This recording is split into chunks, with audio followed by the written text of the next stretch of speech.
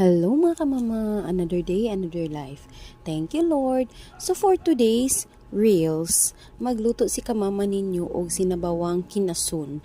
Kay nagpaka-unhealthy man ta kadtong pagka-morning, karon magluto ta og kinasun nga imbaw. Kay naay nanuroy ganiha, nadunggan ako mga kamama. Supposedly akong paliton katong kinasun nga color black nga lami siya tunuan, but then I don't have tuno and I don't wanna buy outside, going out very hot. So that's lunchtime. So kani man sang imbaw mga kamama, lami daw ni siya og sabaw. And then timing kaayo nga naadjud ko'y kamunggay nga giharos ganihang buntag nga super fresh kaayo and usa jud to siya ka panaksan nga gamay.